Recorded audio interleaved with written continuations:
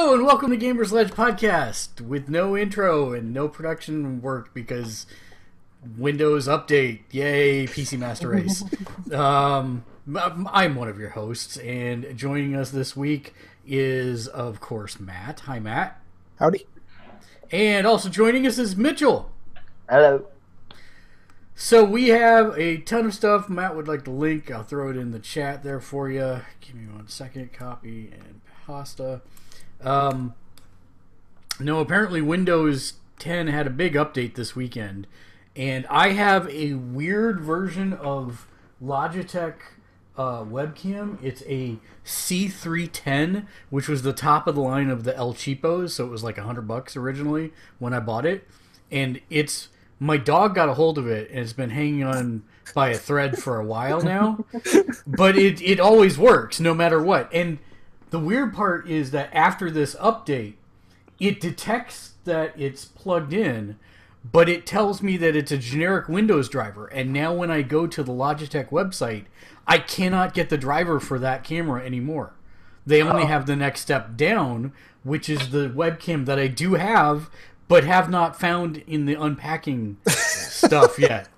So I only had the older, better camera. I'm like, well, that's the one I want anyways. So I can only find the webcam drivers for this lower one. But so yeah, you're suffering from the corrupted drivers issue. Yeah, something along those lines. Hooray! So yeah, let's start as we always do by going around the room talking about what we've played and been doing for the last week. And we'll start with Mitchell. Cool. So I've been playing some Smite. So finally got to level 30, so I can do ranked on that now. Played some more Pokemon. Finally finished my pacifist run of Undertale. Were you successful? Yes. Nice. Also played a game called Doki Doki Literature Club. How is that? And what is it? That's a difficult question to answer without giving too much away, but it's at its basis, it's a visual novel type game. Mm-hmm. So it takes you through the story by you just progressing through a kind of just read the dialogue and keep clicking, except there's some interactivity in it too they have to deal with and make some choices. So kind of Telltale-ish, but less movement and character control. Yes, very fixed perspective. Yeah. Let's see, what else have I done? I said Pokemon, right? Yep. Okay. 1 second, I'm gonna look at my home screen for a second. Yeah, I think that's actually been it. Did you watch anything? Too much. Oh well, I binge watched all of Riverdale. Is it worth their time? Was it worth the time to sit down and watch it? I mean, yeah. I mean, I had nothing better to do, and so I watched it. I mean, for our audience. But for the audience. I mean, is it a good story? Is it engaging? Is it cheesy? I liked it. It kept me entertained. Obviously, otherwise I wouldn't have watched all the episodes of it. But I don't. Let me back up. Have you ever read Archie comics? No, I haven't touched Archie at all prior to. I didn't even know it was based off of that when I got into it. I didn't find out until after watching the entire series. So, with that having been said, I found it interesting and I liked it. So how much did it scar you to see one of the Sweet Life cast members being a drama emo stoner dude? It was kind of cool because it's kind of the opposite of what his character was on Sweet Life and Deck and the Sweet Life of Zack and Cody. But I think he did a really nice job of it. So kudos to him. All right, and so Matt, how about you? I can't seem to get any time to do much these days. So I've dabbled in a few things.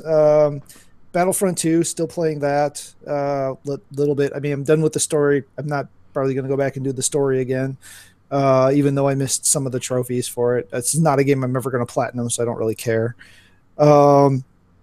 The multiplayer, again, still mostly focused on the Starfighter mode, which, hey, I managed to place top 4 on my team in a couple of times. So Nice.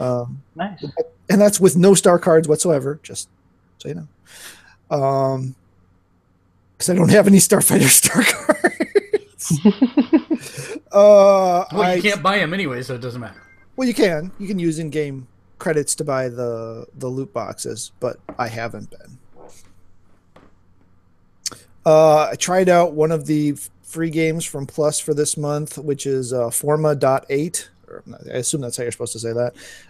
It's interesting. I wasn't really sure what it was, but it's essentially a Metroidvania, but the mode of transportation is different because you're a hovering probe droid, basically.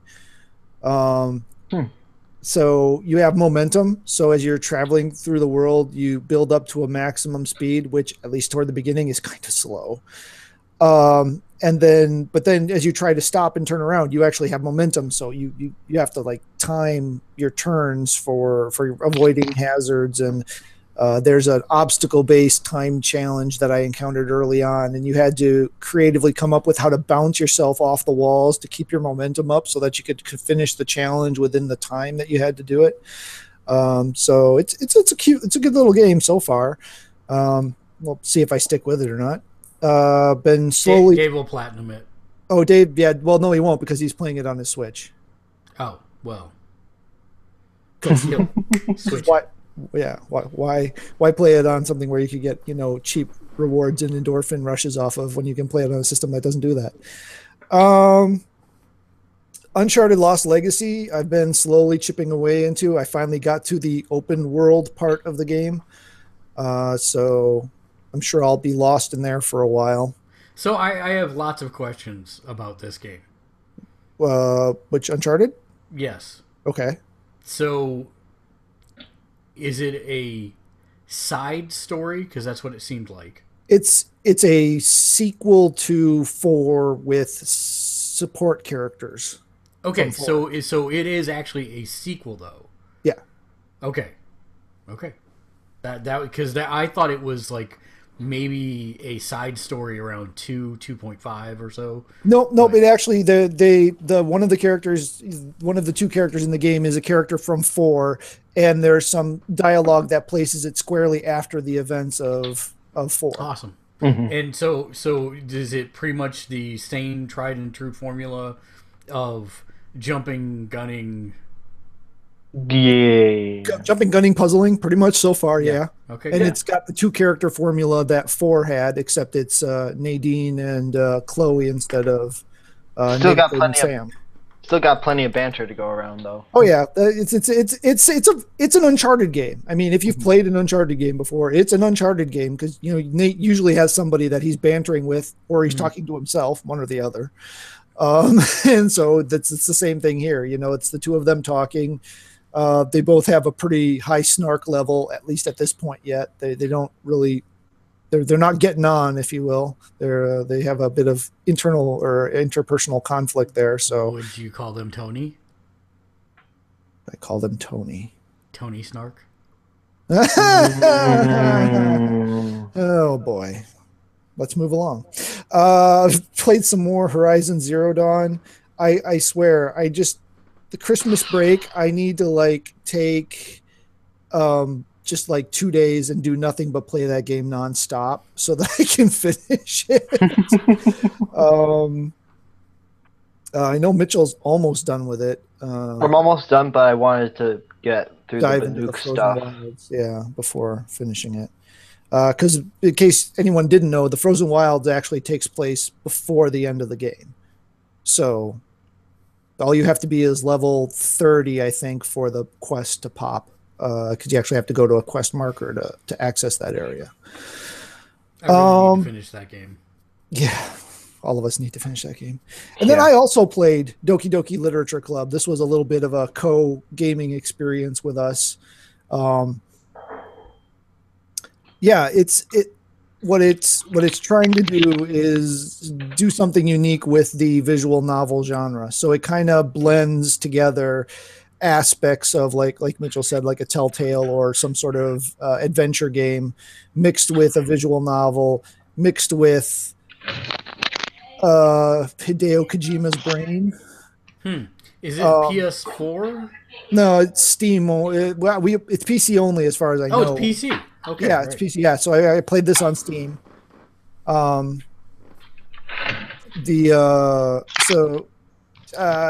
It does some really interesting things.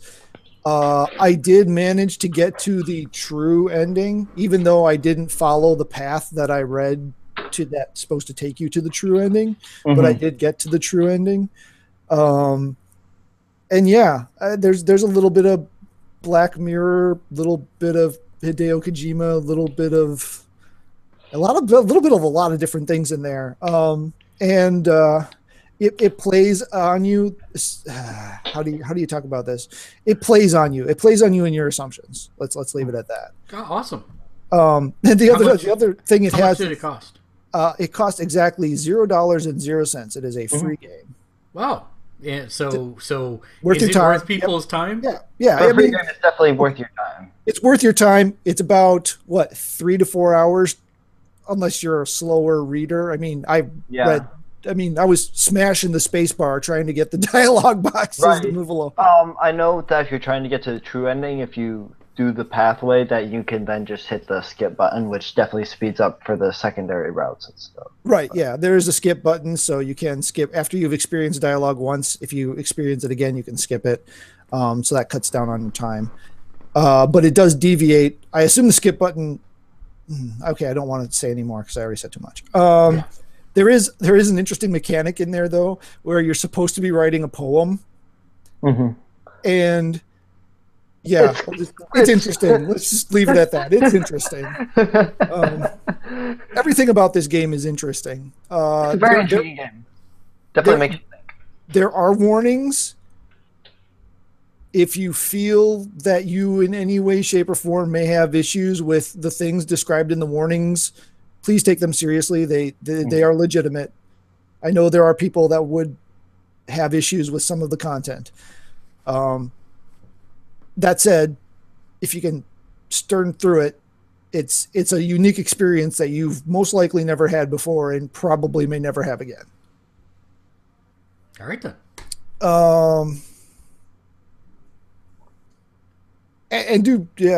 Anyway, got through a couple more Orville's episodes of the Orville. I gotta say, man, this show is love or hate Seth.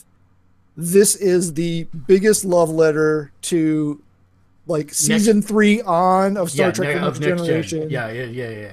That could ever possibly exist. I think in the very first episode, I was watching it, and they did something with a door, and that's all I'm going to say, that was ripped directly out of the first episode of Next Gen, and I'm like, really you're gonna throw that in there? Because anyone who's watched Next Gen will know exactly what that is. Ep 1 is like the old episode 1 is like the awkward season 1 of the Next Generation, and then from then on it just... And I can see how people might not like Seth, but there is nothing to not like about him in this so far. I mean, this is a giant geek getting to make his dream show, is what it seems like. I mean, although you are not queued up, you are not caught up, right? No, I'm not caught up. But the last episode, he delivered a line that was totally in Brian's voice. I'm just like, wait a minute, that was Brian, because he does Brian's voice in Family Guy. Yes. I was like, whoa, wait, Brian voice. Wait a minute. Lexi, this is she never grew up with Next Gen. She never grew up with sci-fi at all. And so she is devouring these episodes. And I keep trying to explain to her, well, if you like this, then you're going to love Next Gen, because it's pretty much exactly that. It's and she's now that she knows that Whoopi's in it, she's excited to watch Next Gen. I don't know that would be my driving reason. But she was she was absolutely floored that Whoopi Goldberg was a part of it, and she's like, is she in all, is she there the whole time? I'm like, yes, although she's not in every episode. She is there for the whole run, and she has a pretty interesting and important part to play, and she's like, okay, we have to watch it now. I'm like, okay. Got through some more Star Wars Rebels, not caught up on that either. I have one more episode to go in season 3 of Black Mirror. This is definitely the weakest season so far, but that's still not a bad thing. Maybe you can tell me where I am. I think I'm halfway through season 3. The episode with the phone instructions. Okay, you're on the end half of the season. Yeah. Oh, okay, yeah. You're past. Well, it's an odd number of episodes, so you're on the. Oh, I see. So I have to say that the first one was okay. Yep. That was the wedding, right? Yep. Yeah. The second one, that's not the one I just watched, right? No. Or is it? I don't think so. I don't remember. I can't. They have not been as memorable of episodes. That's for sure. Yeah. I there is a stark difference, and I'm wondering if there was a change in writing team or. Well, Netflix took it over. It's not BBC or whatever British agency was making that before. So, yeah, I'm pretty sure there's different team there. The first one was okay, but I had just watched the Facebook episode of Orville, which I thought did it so much better. Actually, I still think that was the superior one of those two, because I went into that episode of Orville from you guys talking up pretty hype, and I how can I say this? The sci-fi aspect of it, or the near future aspect of it, that was fine. The system was fine, but the standard television trope writing for the episode is what brought me down, and I felt that wasn't there in the Black Mirror version. True. As much. There was some, but not as much. Yeah. But I still think both of them are actually surprisingly different. And have a different they have different things to say on a similar topic. Yeah, and so I thought that I was very pleased by that. But I agree, Orville is very good also at that type of stuff, which I was not expecting from that show. I don't think anybody really was. The episode I just watched is probably my favorite. So episode 5? I think there's 5 episodes, so that'd been 4. No, there's 6 episodes, so that would have been episode 5. Which one are you referring to? You haven't gotten there yet. If you're on Orville? You're saying Black Mirror. Black Mirror. Got it. Black Mirror. I just finished the Return of the Blue Guy in Orville. Got it. Which is actually a surprisingly good episode. That is an amazingly good episode, actually. Guest starring Rob Lowe. Yeah. Yep.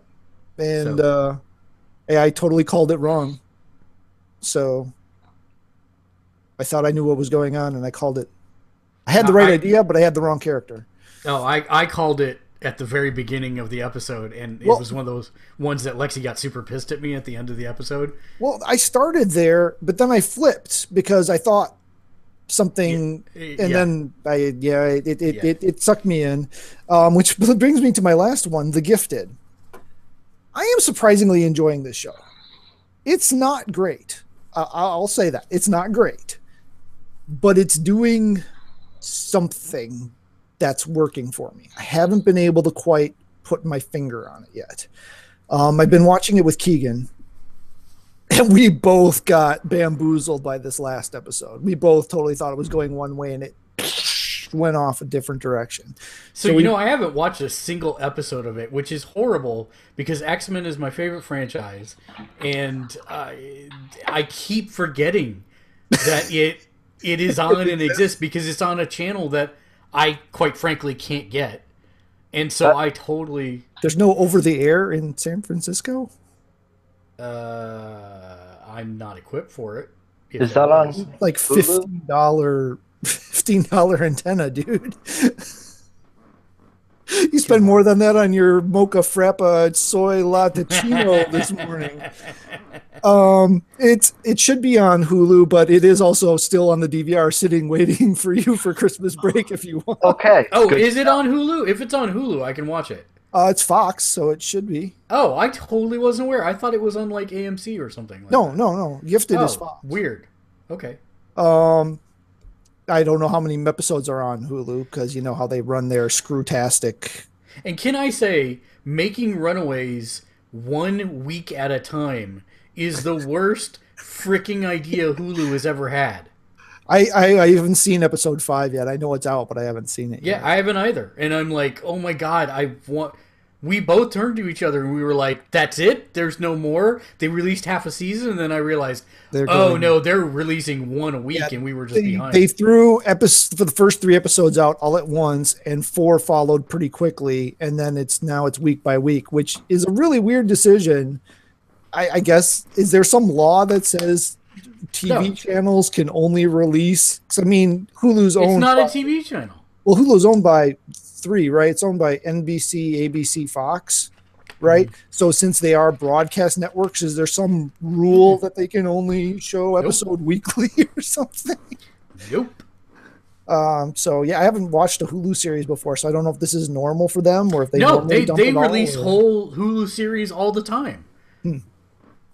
Entire series now, And it's streaming. very well done. I have a bit of a gripe with the way they're handling the parents, but I was like, even in the first episode, I was like, oh, we're actually gonna learn about the parents, because that's something that didn't happen in the Right. books for a really long time.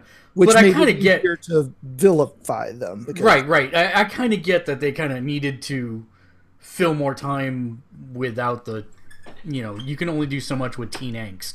So Right. I got it, and that was fine for me. But I actually think that this. I had the same reservation as you, Matt, but I think the more that I've watched on it, I think this might actually be a superior format than the way the book started out.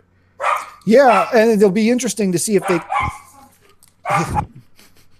If they eat children's dogs. It'll be interesting to see what they keep and what they ditch from the books, right? Because there's some twists coming up that, depending on whether they keep or ditch, will be interesting to see how it gets handled. Well, I mean, they have some very glaring things that they need to address real quick in Right. terms of roster lineup and who these people are. So Yeah. I'm really interested to see how they handle that, because it's got to be different. I'm sorry, it has Yeah. to be. Yeah, it has to be. It's nice to see Spike again too. You know, he doesn't get enough acting opportunities. So, Yeah. Spike. and I always call him Spike because I can never remember the actor's name. James Marsters, is that it? I don't know, Masterson? but I know who you're talking about because you called him Spike. You know what? I made the connection that he was an actor that I knew. I did not make the connection that that was Spike. Yes, or I was just like, oh, this guy's born to play the role of an asshole. I know I've seen him be an asshole in something else. I can't remember what it is, but I'll figure it out. also Brainiac from Smallville. So you know, Right. And I think that's what I was thinking of, not Yeah. Spike. the it's a little hard without the platinum blonde hair. But yeah, The Gifted is gone with an interesting direction. They've actually are doing a lot of original stuff. I mean, there's still the elements and themes of kind of an X-Men story there, but they're doing a lot of original stuff, at least original to me. I mean, X-Men lore is huge, and I'm far from an expert in it. You would know if this has got any basis in stuff once you watch it. But as far as I know, they're doing a lot of original stuff. Interesting take on Sentinels, interesting take on Nimrod, interesting take on all these different big ideas from X-Men, but they're doing it differently. So, so yeah, but that's pretty much it. I've apparently have abandoned reading yet again. So, we'll see if I can get back to that sometime here in the not terribly distant future. Thank you, UPS, for being overloaded by Christmas traffic so that my books didn't show up like they were supposed to. So I made a trip all the way to the comic store and couldn't get my books tonight. Yay. Yeah, I think that's about it. So I guess we are on to you, good sir. All right. Well, I have some, not as much as. Well, all right. I'm actually going to start with what I watched. I watched The Orville and caught up on the latest episode of that. We've started watching something called The Great Family Cook-Off. So we ran out of the Great British Baking Show what's available of it. And we Right. like to watch cooking shows while we eat. That self-destructed, didn't it? So that's over now? No. So we're so far behind. I think there's still 2 seasons. We're only on season 4 here stateside. They had 6 seasons before they imploded. Oh, okay. And you know the Or- Great American Bake Off is starting like next week, right? Yeah, and we watched like the first season or like first couple episodes of the first season and totally dropped it. So I'll see if I can find it again. But yeah, so anyways, we were looking for another cooking show, and my mom had mentioned that there was another baking show, and Lexi couldn't remember if it was on Hulu or Netflix. So we were on Netflix and we started searching, and we found one called I'm almost positive, The Great Family Cook-Off. And it's the exact same format, except that it's 2 families of 3 people cooking once a meal that costs under $10 for the judges. Then they bring them into their own homes and cook a meal for them there, and then they have them go head to head in a finale to get through to the semifinal. And there's only like 16 teams of families, so it'll go pretty quick. But yeah, it's kind of got the same formula as Great British Bake Off, so if you like that, I think you'd like this as well. It's been kind of fun. It's nothing like super intense or serious, so if you're looking for that kind of suspense, you're not going to find it here. It's pretty much like, hey, let's talk about food and how your family grew up with it and that type of stuff. Yeah, no, we fell off of food shows the second season after Joe left MasterChef and just never kind of got back to it. So I picked up the end of this last season of MasterChef, and hell froze over because Joe was back.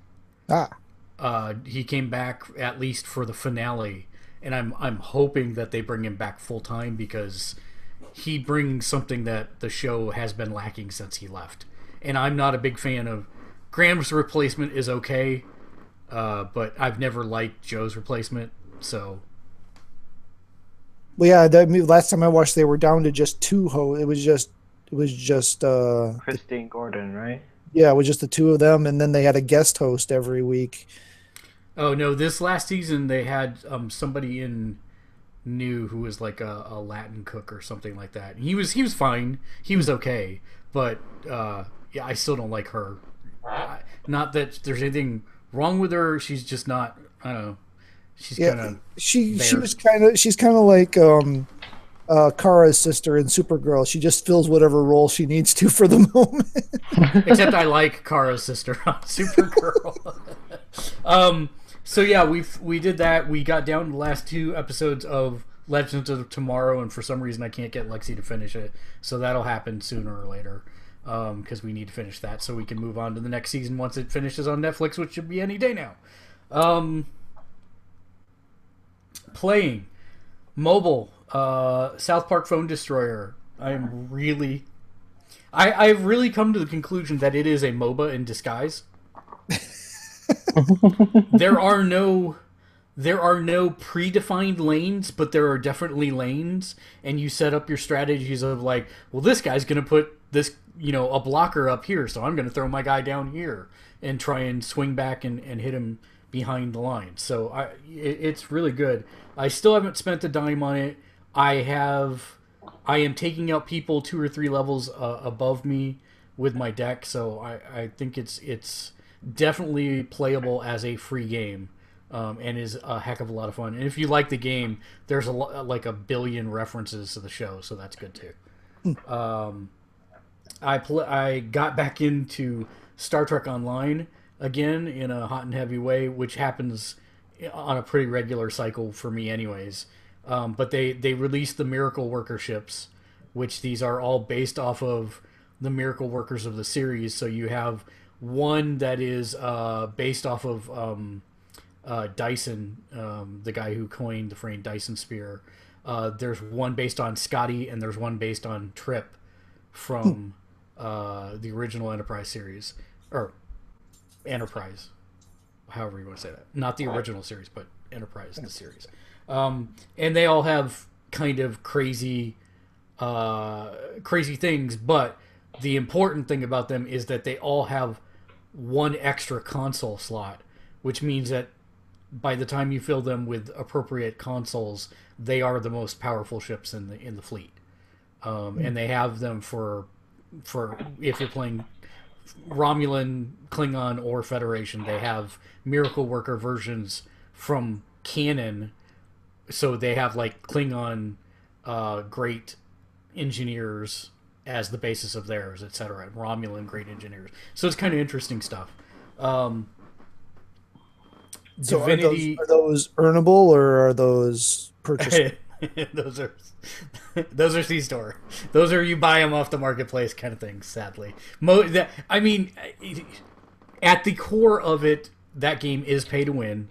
Because if you want the best builds, you have to buy the ships off the C-store to get the consoles to put on your other ships, etc. So I'm not going to like sugarcoat it. Can you play that game for free? Absolutely. And if anyone wants to play, let me know. I'll hook you up because I have, $50 million in in-game credits and that type of stuff, and I have tons of ships and all that type of stuff. So yeah, it's one of those crazy things that and you can hook them up on either PS4 or PC because you've got it on both. PC is actually easier because I've got the lifetime sub there, and that actually gives me the currency that you have to spend to get ships and stuff.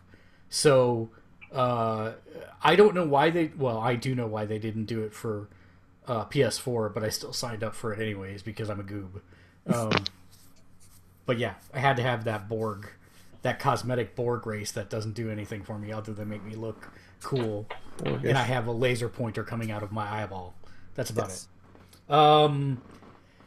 I've been playing Diablo 3 a lot because this whole season thing got its hooks into me.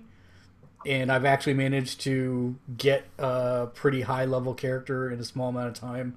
I made it halfway through the challenges for the season. I don't know what that's going to get me, if anything, but I'm still working on them. It's just getting harder and harder to fulfill the challenges.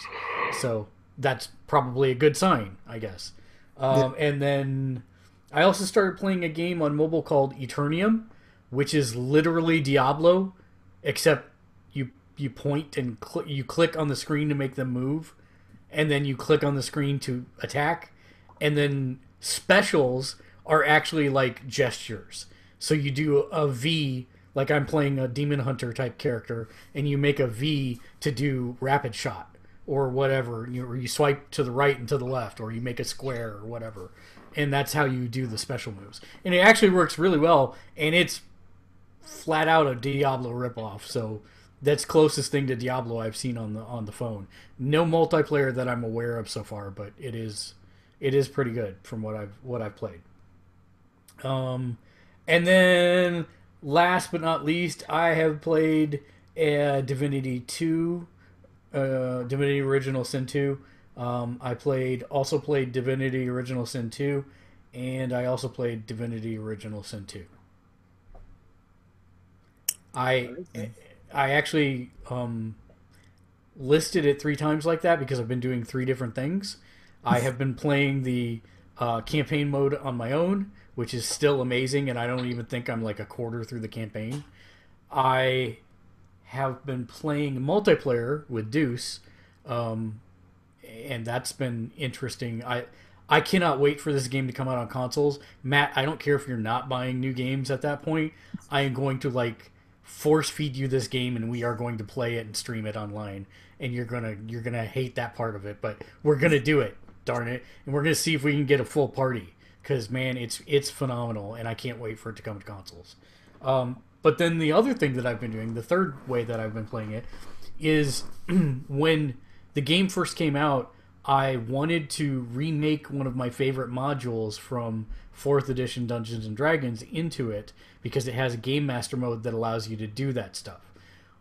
Well, I couldn't, is the short answer, and so I kind of let it set for a while, and I'm like, well, I'll revisit this once more modders have had a chance to build mods for it, for GM mode, and now I can confidently say, between the maps people have made and the amount of plugins that give you extra decorations, extra creatures, extra you name it, I can make anything I want in this thing now. And so I am actually in the process of putting together Keep on the Shadowfell in this thing, and then once I'm done, I can actually publish it so everybody can get their own groups together and play it. Although at some point I would like to actually get a group together and play it, so we'll see. So yeah, that's what I've been doing. Cool. I did want to say the changes to Battlefront 2 in the earnings are very obvious. They're very obvious. I didn't even realize a patch had been installed, but I finished a round. I'm like, holy crap, they changed something. Because I earned like over 1,000 credits for one match. I'm like, whoa, wait a minute, what? So, you know, that stuff is still all, I understand, very controversial. I still think it's been way overblown. I guess Star Wars Nerd Rage took over or something. I don't know what it was. See, it's weird that we are on... For some reason, for me, it's weird that we're on the opposite ends of this conversation, because usually I'm the one that's like, I don't freaking care, it's fine, and you're the one that like, no, it makes a difference. And this time it seems like we're polar opposites. You're like, yeah, it's not, doesn't matter, and I'm like, it kind of matters. It matters for those people who are the top 5% who would be vying for some sort of jockeying position, that are all at the level of can shoot me from across the map with their eyes closed and, you know, one hand in the popcorn bowl. But see, I think that's an over... that are playing the game, it doesn't matter one I think that's an oversimplification, because I would say it's going to be more than the top 5%. I would say it's probably the top 40%. Because there is a difference in the skill that you can actually get out of the crates versus what you can earn on your own. Well, I mean, it's to me, it's no different than the difference of, you know, people who are playing it 4 hours a day every day. They're going to have stuff and do things and know things I don't know about the levels and can't do in the game, you know. But, you know, one game I was on Camino, I think it was it Camino? Yeah, I think it was Camino. I was in an Arc 170. I didn't die for like 15 minutes, and I was taking out people with purple star cards. It's really, I don't think it's as big of a deal as people want to make it out to be, unless you were actually trying to run a competitive scene, in which case you'd have to do what other games have done that have mods and have a no mod mode where you're actually being competitive with just the base level stuff. I think the outrage, a lot of it, and at least the reason that I'm grumpy about it, I could care less. It's their business. People will either support it with money or not in the end, so it's not like I have like a personal vested interest in it. They can't support it with money right now, even if they wanted to. You know what I mean?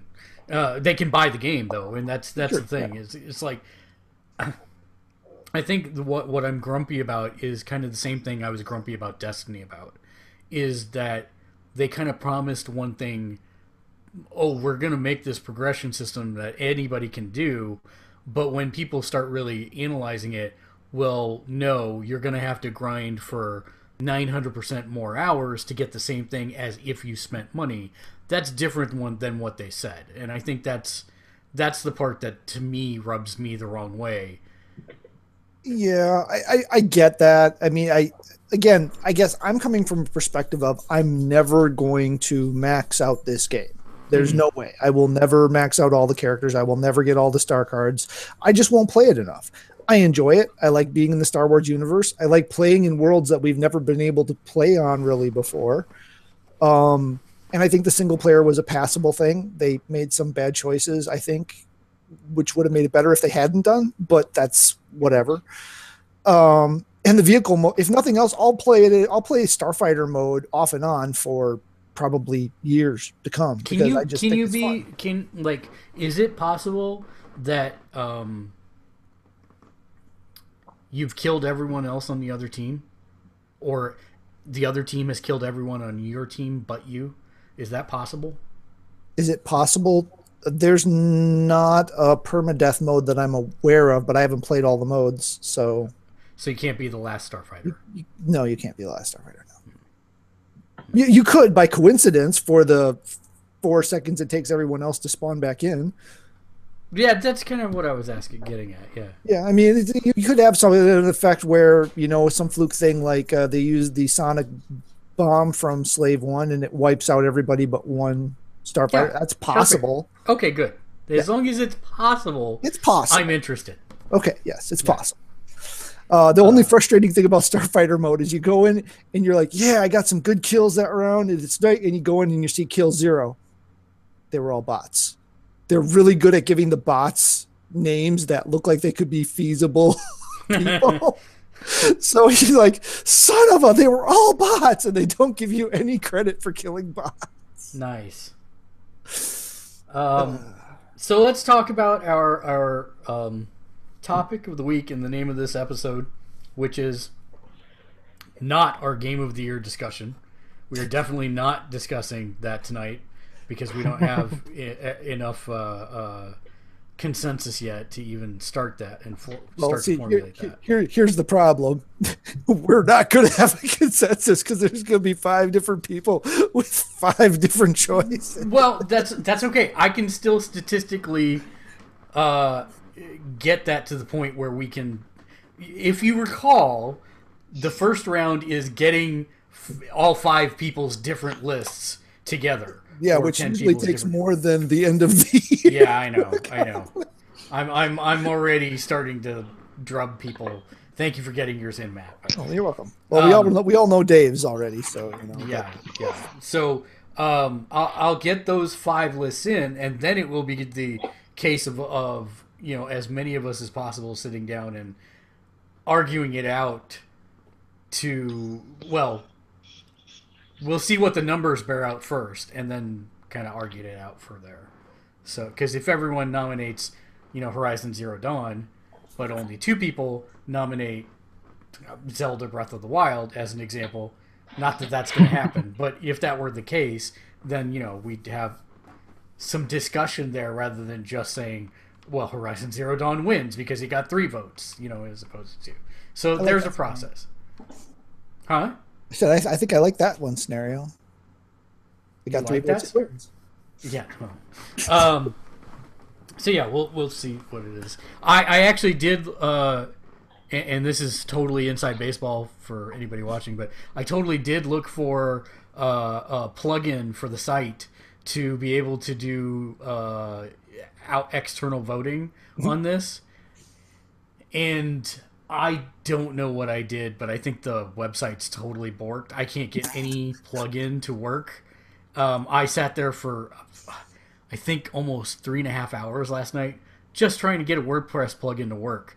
So I also did fix that VR helmet, so it's not nice. So it's not taking half the screen. Yeah, it took me a while to figure out how to do it, but I fixed it. So yay. So that should be fixed also.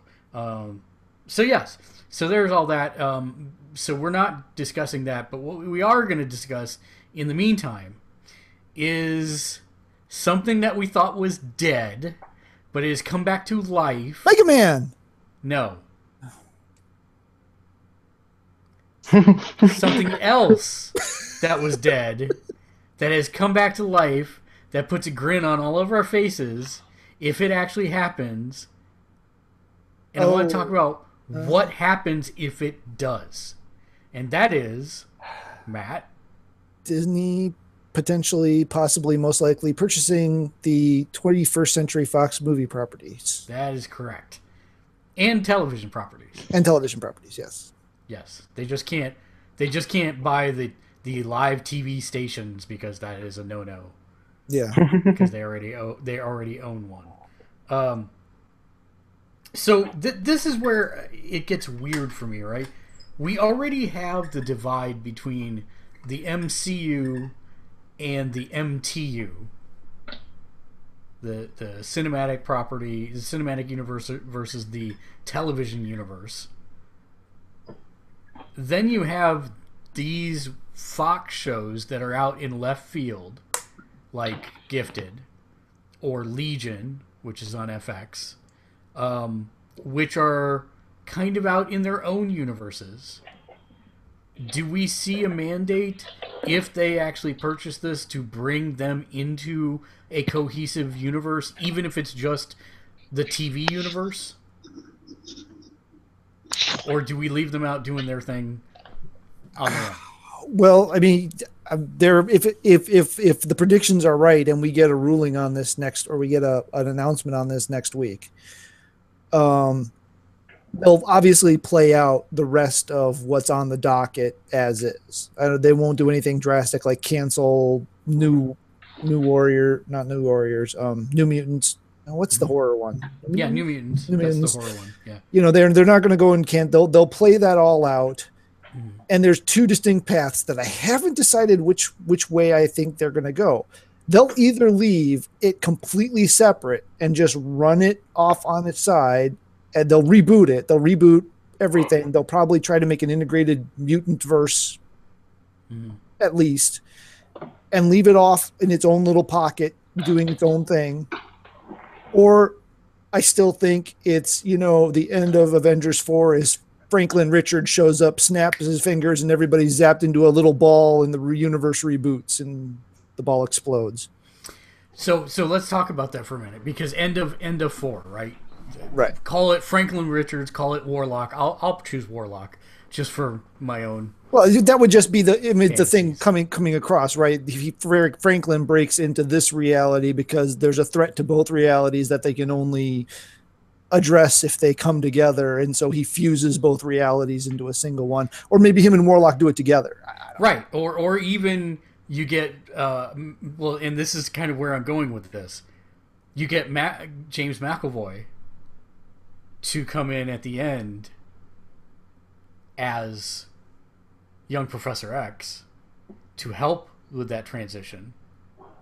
Or you CGI a young James Brolin to come in as X-Man, i.e. Cable without the nanotech virus, right? To assist with that, etc. That's where I'm thinking, if they do this, we know they're shooting for Avengers 4. They're not done shooting for Avengers 4. Do you think they rewrite and suddenly pay Patrick Stewart and Hugh Jackman a metric ton of money to come back as the way everybody wants to see the X-Men join the fight at the end for the big showdown, and then you get Rogue, you get Storm, Halle Berry as Storm. You bring all the X-Men in to help this fight at the end, and then you reboot everything so that they're not contractually obligated to keep these folks on. This was their big one walk-on appearance, but it always leaves the door that if they want to come back, they can. That's an interesting. They could. I wouldn't put it past them. I mean, obviously, even if they have to wait on it, they're no strangers, nor are they afraid of reshoots. So there's the possibility of anything. I mean, and it could just be a shawarma type thing again too, where they come back to refilm a second Stinger or something and include it that way. I mean, it could be that small. It could be as big as you're saying. It could be anywhere in between, or, it could be nothing, right? There's 20 films planned by Marvel Studios after 4, allegedly, right? I mean, yeah, here's the thing, right? They only get one chance to do the Infinity Gauntlet. And I have greatly tempered my expectations because I know they don't own all those properties. Mitchell, watch your mic. You're banging by it as you're scraping. Sorry. Resume. If they want to truly introduce the cosmic side of things, the Beyonder, the Master Good, Master Chaos, and Lord Order, the Stranger, the Elder Guardians, Eternity, Death, etc. This is like really the only vehicle that's pre-written for them that they have to do it. That's not entirely true. For all of them at once. Yeah, you could modify Secret Wars pretty easily to handle. Okay, yeah, I suppose you could. I suppose you could with the Beyonder and Well, but how do they tackle that now? Since isn't the Beyonder technically the Tesseract? Mm. Yeah, we're going deep comics this episode. The Beyonder is actually now a member of a race of malevolent beings. Malevolent? Yeah, that was all part of the whole oh shoot, I forget the event. The event where they destroyed reality and then had to throw all the pieces together. Right. Secret something, because everything's got a secret these days. Secret Empire? Secret Empire? No, Secret Empire was Evil Steve. Was it Secret Wars? Was it Secret Wars? Yeah, it was Secret Wars. Yeah. So that was all part of that. Was the Beyonder actually was part of a race that was sick of existence and trying to destroy it. Because I thought that. Well, I'll have to go back and check on that canon, because I know at some point cosmic cubes can now become sentient. That is true. Yeah, and I thought the Tesseract had been like literally it became the Beyonder at some point. It could have been. The canon keeps changing. Yeah, thanks, Marvel. And that's one of the things I've always hated about Marvel is, I mean, I get it. Quesada once said, don't let continuity get in the way of a good story. But without continuity, you have no frame of reference, and that is what really messes with me with Marvel. Whereas DC, yeah, they've done a lot of stuff over the last 15 to 20 years to rewrite continuity, but they always go with whatever that last rewrite is, and then build on it for a time, and then wipe it, and then write. It's kind of like they're stuck in a loop, and they're doing it again with this whole introducing the Watchers into the continuity, and I'm actually terrified. So we're really going to talk about comics, because this is stuff I've been waiting to talk about for a while, actually. So you read The Watchmen, yes? Yes. Mitchell, have you read The Watchmen? Don't bother. It's boring and you won't like it. It's tame compared to anything written in the last 15 years. But reading and realize it was written before 9/11. Yeah, that is very true. And that is, for its time, it was a radical book. But do you know my personal history with The Watchmen? Have I told you this? Mm-hmm. So, if you're not aware, Marvel created its own version of The Watchmen. It was called the Squadron Supreme. And it came out, I think, like 1 or 2 years after The Watchmen. And it was a 12-issue maxi series. And it is pretty much the exact same thing. But I actually read that first, before I read The Watchmen. And so I'm like, this is brutal, compared to what you normally get in the Marvel Universe, which, again, comparatively now, tame, especially when you read stuff like Ultimates and their storylines. That's way worse than anything you would have read there for the most part. But after I read Squadron Supreme, I'm like, well, I kind of like the idea of this, but I ultimately found it unfulfilling. And so then I read Watchmen, and much the same way, when I got to the end, I found it unfulfilling, but I felt better about the entire story arc, if that makes sense. Like, it was a more complete story, even though it didn't end the way I wanted it to. Mm-hmm. It ended in a way that was satisfying, whereas Squadron Supreme didn't. But I have always felt that the impact for me was lessened because I read the other one first, the other lesser known little brother, if you will. So that's why it's always been fascinating to me. And so when the movie came out, I was super hyped, because that was a frame by frame, shot by shot recreation of the comic, which no one had done up until that point. And so now that they're incorporating this into the mainstream with no Alan Moore participation whatsoever, I worried heavily that they were not going to be able to pull it off.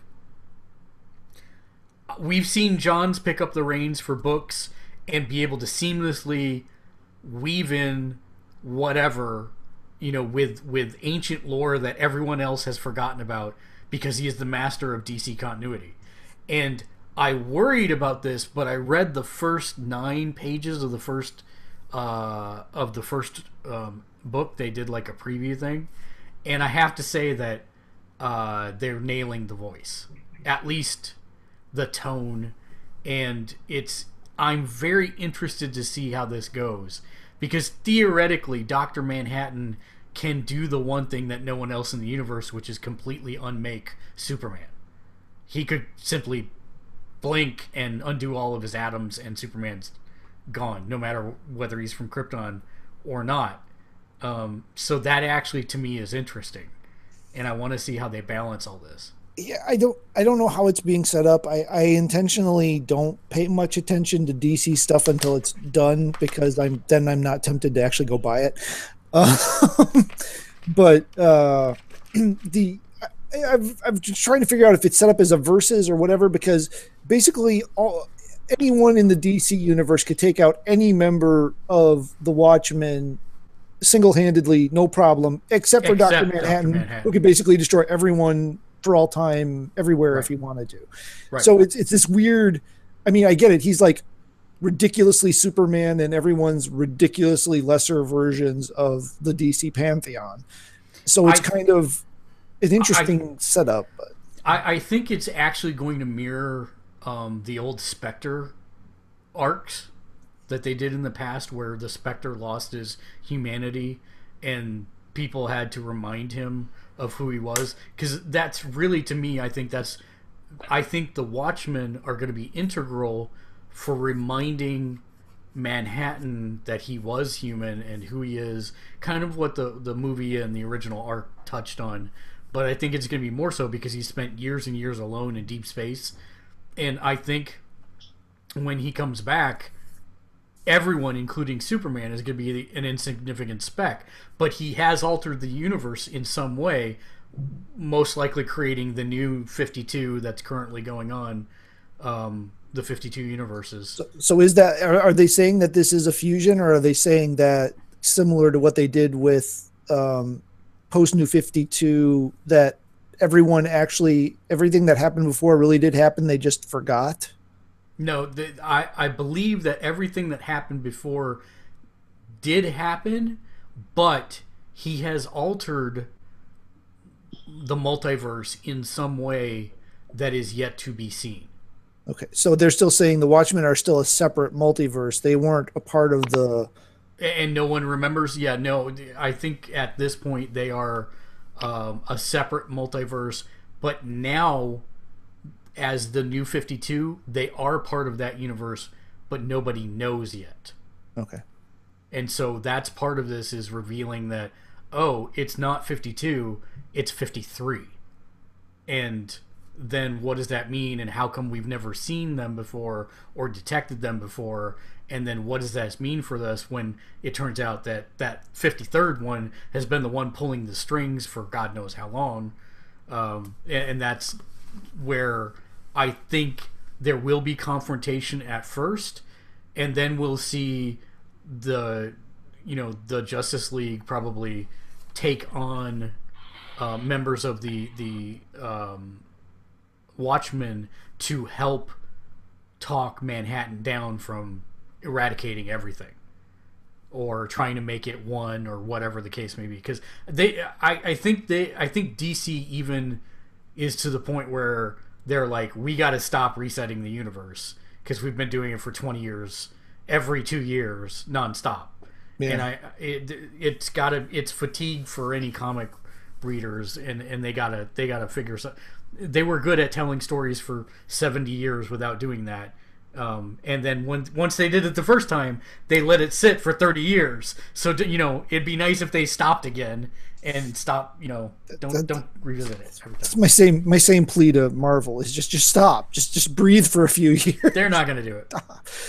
It's interesting. They said there's no events for 2018, but the thing is, they're all in title, right? So they're not crossover events. They're just events within a title. So they're still having events, but they're not cross title events. So it's interesting how we're weaseling their way around that. Mitchell, do you read comics? I haven't really done much with comic reading. No, I couldn't convince him ever. Well, you got the Greenland the after New 52 the the New Green Lantern for a while. The New Guardians you got for a while. Yeah. Do you read manga? I read some if I have it. I mean, I don't actively go out and buy it just because Poor money and time and space. Do you read books?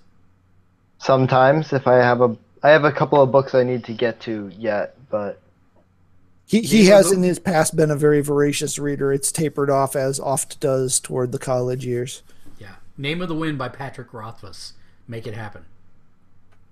Okay. I'll add that to the long list of books I need to read. Should be at your local library. Go check it out. Cool. All right. I have to find the library again first. You are on a college campus, are you not? Yeah, except they have mostly non-fiction stuff. It's not like it's this pretty much the smallest campus in all of Wisconsin. It's the smallest UW. I'm just imagining a very small person with a very small flag planting it and decreeing, I decree this is the smallest campus in all of Wisconsin land. Yeah, but Richland Center must have a public library though. Yeah, I know it does. I just have to find it again. Shall we do news? My good sirs? I don't know. I think we're good. Oh, okay. No, I'm kidding. I was still pulling it up anyways. All right. There's not a lot, or unluckily, depending on how you look at it. There are some interesting things, but for the most part, there's not a whole lot. Other than I couldn't get my camera working, that's for sure. December 1 is a little too far back. Wow, there's some time warp.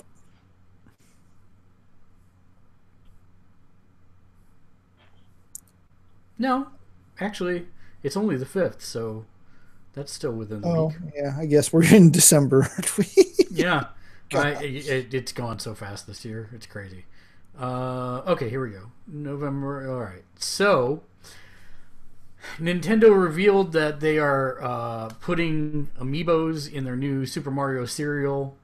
And what do those amiibos do? The answer is not much. It's like every other amiibo. Not much. Yeah, Aminos do a lot. Aminos do a lot, but amiibos not so much. I don't know if you saw this or not, Matt, and I don't know if you care or not. But Akira Toriyama, the creator of Dragon Ball Z, finally gave the secret behind Dragon Ball's Super Saiyans and how they can become Super Saiyans. And it turns out that in order for a Saiyan to be able to become a Super Saiyan, they have to have enough S cells. It's midichlorians all over again. Yeah, and once they reach enough F cells, then anger can trigger a massive increase in S cells, causing a physical change. And so Goku and Vegeta's kids inherited those cells. That's why they too, even though they're half human, can become Super Saiyan. This, of course, broke the internet, and Reddit became like this landmine of, oh my god, it's midichlorians all over again, to, well, makes sense. Who cares? And so it's much sense like anything else in Dragon Ball, yeah, pretty much. And it's like at least this is, for me, it's not as bad as midichlorians. I don't know why. I just because Dragon Ball is inherently goofier. So Yeah, I think that's actually a fair thing to say. So I don't know. It doesn't make much sense for his new transformations, because if he can now, transform into the level of a god of destruction and past him, is that going to be a different kind of Cell? I don't think so. So I don't know. An even heightened level of the same kind of Cell, just super higher up, just from tier to tier to tier. Probably. But what a lot of people are liking is that it actually explains why Cell couldn't go Super Saiyan. It's because he has no S cells. I'm not sure that argument holds up, because he kind of consumes also an those android. So. Well, androids can't go Super Saiyan either. Yeah, well, Cell is at his base an android. He just absorbs the. Yeah. Is he an android? I thought he was more like alien clone baby thing. Yeah. Yes to all of the above. Yeah. See Sephiroth for more detail. Skarkaroth? So, Monster Hunter World PlayStation Plus beta is coming out with start times over the weekend. I look at it and it's Final Fantasy 11 all over again for me. Like the time I quit and went back to it. Like, I look at it and I look at the amount of stuff that I would have to do in it, and I just sigh and am defeated already. Yeah, that's the kind of game that I look like, and I get overwhelmed just at the concept of the game, so I just steer clear.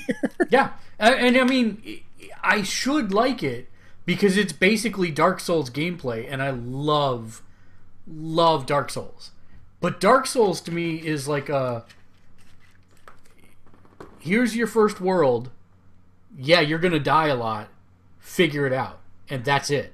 But Monster Hunter is not this. Monster Hunter is friggin' this. It's like, it's a open world sandbox game that happens to have Dark Souls killing and stuff in it. You were going to say something, Mitchell. Yeah, I'm just going to say probably the only Monster Hunter game I'd ever probably delve into at any depth is probably going to be the Monster Hunter, what's it called? Stories? No. I don't know, the one for 3DS that's coming out. That's pretty much Monster Hunter Pokemon Edition. So you can catch the monsters in that one? At least that's what I remember reading off the case or something like that. Because they've never done anything like that, so that'll be interesting. Are you sure you're not thinking of Ni no Kuni 2? No, I'm not thinking of He may be the one that's gotten the furthest in Ni no Kuni of the three of us. Which is sad. Monster Hunter Stories. 1 second. I'm looking on my phone quick. What it honestly reminded me of was Joker. Dungeon Quest. Dragon Quest? Dragon Quest. Yes, that one. I'm sorry, we're going to have to excommunicate your son. Dragon Quest or Dragon Warrior, either answer will be acceptable. But yeah. Yeah. It reminded me of that. Okay. Deuce has already pre-ordered the game. He's going to play it. He's super excited for it. He's also a huge Dark Souls fan. And that's why I'm like on the fence, because I'm like, I could get it and I would have people to play with, but at the same time, I still don't feel like I'm going to have the time to invest into that properly. And then Deuce is going to be like off doing high level hunts, and here I'll still be a lowbie, and I don't want to. Welcome to the reason I don't play any online multiplayer game. I know. The nice thing about Divinity, and this is why I'm gonna like, we will play, is because the story stops until you play again, right? So it's not like you have to worry that we take a month break and then you come back and I've out-leveled you. No, we pick up exactly where we were, so, because I'm a good friend. There is a show on YouTube, and I think I mentioned it last week, but I want to make sure I put it in the feed this week, and I want to make sure I highlight it on the podcast. It's absolutely hilarious.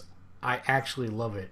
It's called Anime Crimes Division, and it's basically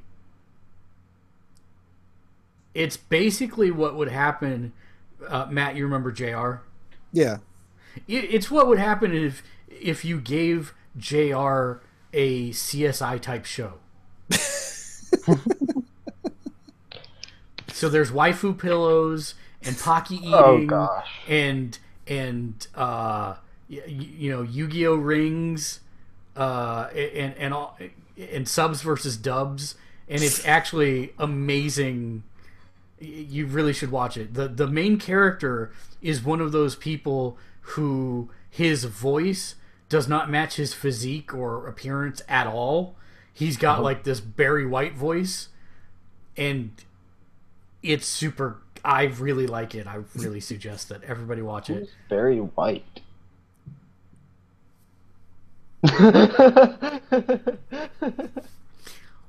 Well, showing your guys' age. I'm trying to think of a contemporary. Honest Trailers guy. Do you know who I'm talking about? I would have to watch Honest Trailers to know what you were talking about. You've not watched Honest Trailers. You've not, so you've never heard any of the in a world where, you know. Oh, okay. So like super overdone narrator voice. Sort of, but Barry White's more but deeper. Okay. Yeah, but we still had some of the old like Underworld Werewolf guy. Like, yeah, not quite that deep. Not that deep, but not quite that deep. No. Okay. And more lay down by the fire, sugar mama kind of thing.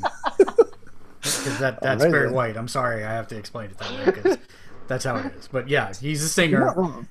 And he had a very deep voice, and many people like him. Yeah. So yes. That was one thing I was not expecting to have to explain on tonight's show.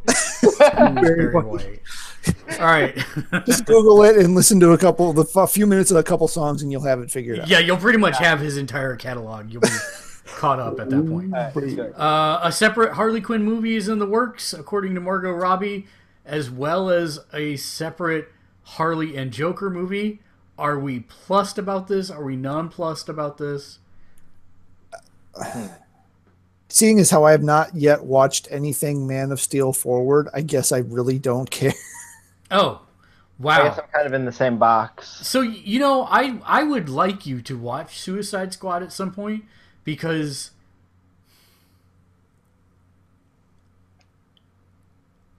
it's not horrible. 10 out of 10, Gamersledge.com. It's not horrible. It's not great, but it's not horrible. And she is a bigger star in the film than Will Smith or any other character. She pretty much commands the attention from the moment she steps on screen until the credits roll at the end. My only real problem with her is that she slips in and out of the Brooklyn accent. She never goes back to Australian, but she slips in and out of the Brooklyn accent quite often in the movie, and I'm like, well, pick one, lady. Either it's generic American accent or it's, hey, Mr. J. And right, yeah. Jersey Shore. Yeah. So, I don't know. Maybe. Yeah, I probably will eventually probably just break down and just binge everything, but oh God, don't do that. I think that would be overload and you would die. Of sorrow. I have this weird thing. You know the story about why I never played God of War 3, right? We talked about this last time. Yeah, but I don't remember why you didn't play it. Because I had to play 1 and 2 first, and by the time I got to the end of 2, I needed a break and never went back to play 3. Right, yeah. Yeah, but now would be the time to play 3 because... I'm in the middle of it, actually. I just didn't play it this last week, yeah. It's not hard, especially if you put it on the lower difficulty levels. Yeah, no, it's just time. It's slow. Is. It's slow. It is. It's a lot slower than I remember the series being, but it is slower. That is very true. Jak 2, Jak 3, and Jak X Combat Racing arrive as PS2 classics for PlayStation. You know, I loved Jak and Daxter, but I could never get more than a couple hours into Jak 2 without just no, I quit. I, much like Ratchet and Clank, never played a single Jak and Daxter game. You never even played the first one? Mm-mm. So you just hate fun and good things. So let me tell you a little story. Back in the days of the PS2, they had these things, which probably Mitchell has never seen, called demo discs.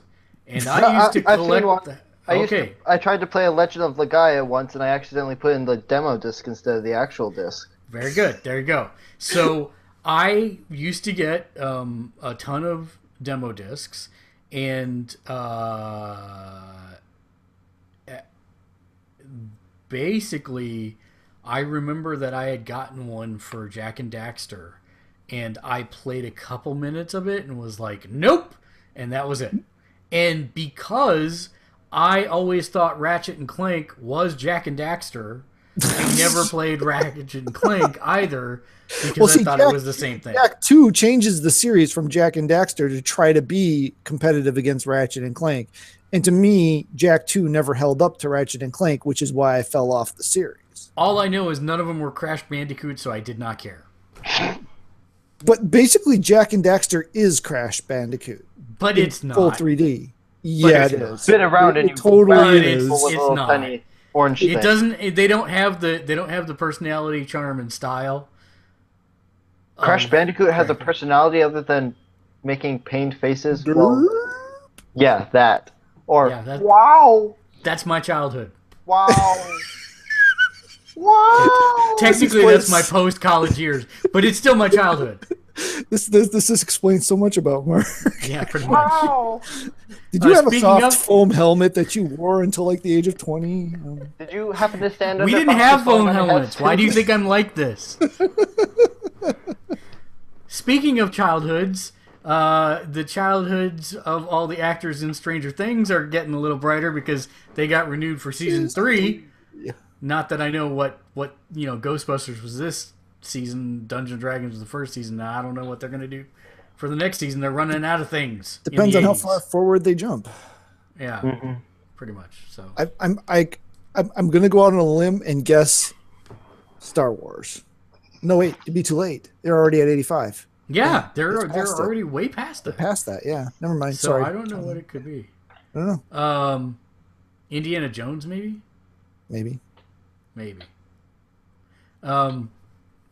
I think you posted. Oh yeah, you did post this. Looks like Assassin's Creed Origins will get a chocobo horse. Yeah. Chocobo? And you've been wanting to play Assassin's Creed Origins. Yeah. I can play on a chocobo? Yeah. I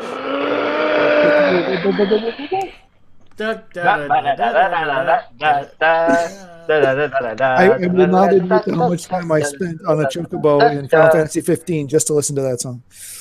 Yeah. Chocobo Tales. Well, I played the entire game. Best games ever. On a related note, Final Fantasy 14 bards are making music in the game, but the interesting or strange thing is that Square Enix is forcing players who choose to play the bard class who wish to enable the feature of making music in-game. They have to sign an additional EULA saying that they will not reproduce any third-party creation ever. Which I don't get, because once you use a different system to create it, it's not a third-party licensed song anymore. Very in normal confusing layman's to me. terms? So they're basically saying, okay, Uptown Funk, right? Mm-hmm. if you're going to play a bard, we do not want you to program or use our bard tools to make music to make Uptown Funk. Oh, so you're not allowed to make a cover using their system. Got it. Yeah, but that's what I'm saying. It's a cover at that point. So what's the harm? Because it's not the original and it's not trying to be the original. Possible liability issues? I don't know. Yeah, Not a law but student. that's what I'm saying is like, that's really weird. But yeah, people are still making fantastic music with it anyways. We put a link to some of the videos of people making music, and they're recreating Final Fantasy music, which is apparently just fine, and that's beautiful also. So Not a liability issue. Yep.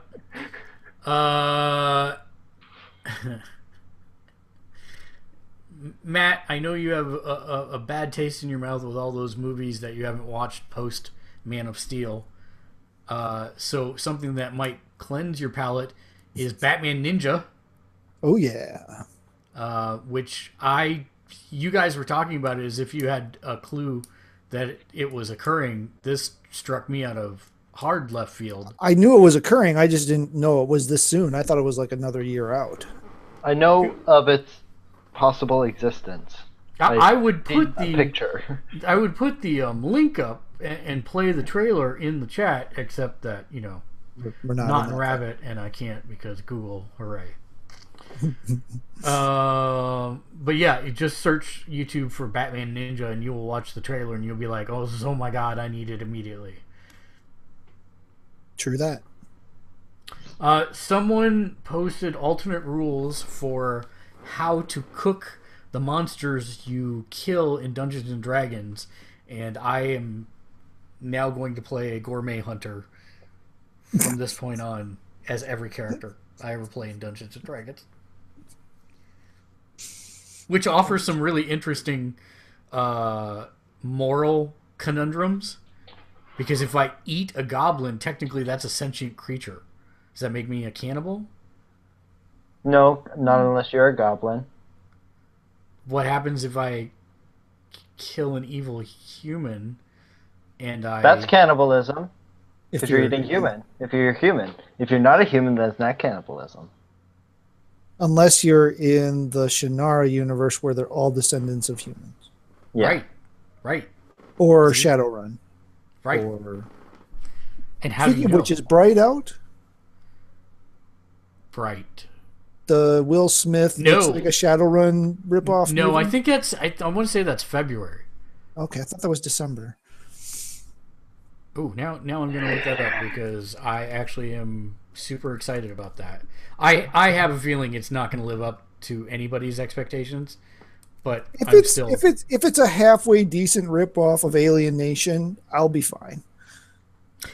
Alien Nation was great, but it was not.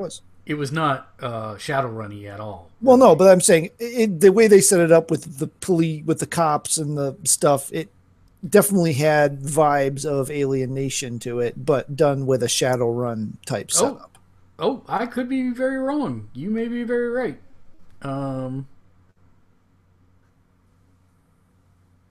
December 22nd. Okay, so it's coming up still. Okay, it's coming up soon.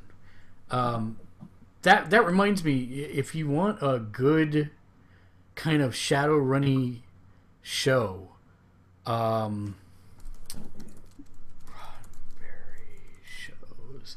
I'm trying to remember the name of the show. It's not Andromeda, and it's not Earth Final Conflict. Oh wow! Well, you're going back. Oh, okay. I'm going back. But that was a kind of... the first 2 seasons of that, yeah.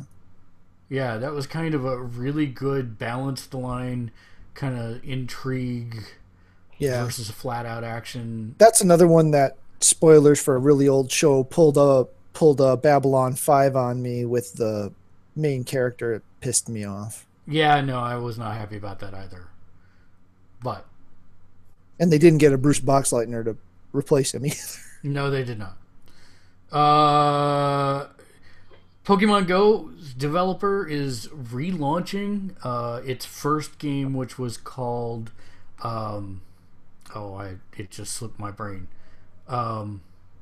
Ingress. So they are relaunching Ingress with new features and new stuff. And since San Francisco is one of the super hotbeds for all of their stuff, I will actually probably go do this in preparation for the Harry Potter game whenever it comes out. Because I was actually one of the original people who played Ingress when it first launched, and I actually really enjoyed it. And I'm interested to see what they do with they're calling it Ingress Prime. So we'll see what happens. But it's kind of cyberpunk sci-fi, but you have teams of people that go out and find nodes, and you hack the nodes by standing in their proximity long enough. And then that's the current gameplay. And then the higher level of these nodes you do, eventually you'll level up and you can unlock and attack higher nodes, etc. So that's something that they're saying this will come in 2018, iPhone, iPad, and Android, with a retooled story arc plus accompanying anime tie-in to make it accessible to new players. Did you ever play Ingress, Matt? Nope, I didn't even know it was a thing. Pokemon Go is the first I had heard of Niantic. Oh, you should check that out if you've got anywhere near you that's a node. It'll be the exact same. That's how we knew when Pokemon Go was coming out where we had to go, because I had the Ingress app and could look.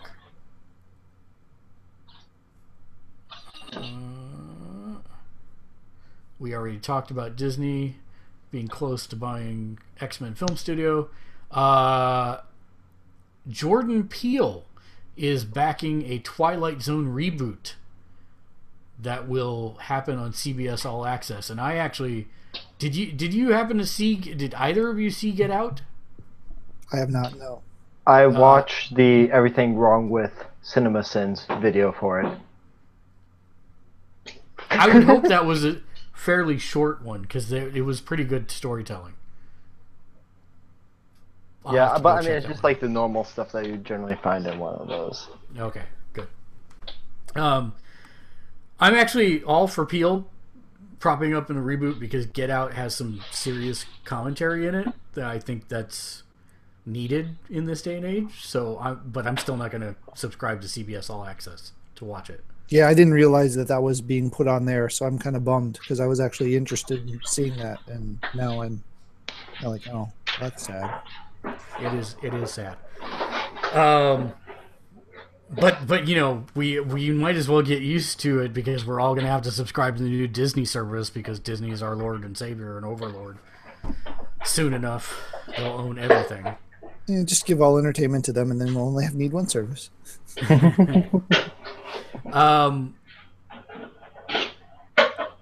So Reddit's Destiny 2 board is exploding right now, because the new content drop, the DLC Trials of Osiris, I think is the name of it, came out a couple days ago. But what it did, and this is the part that I'm like, haha, suckers for all that bought the game when I told you it was going to be more of the same.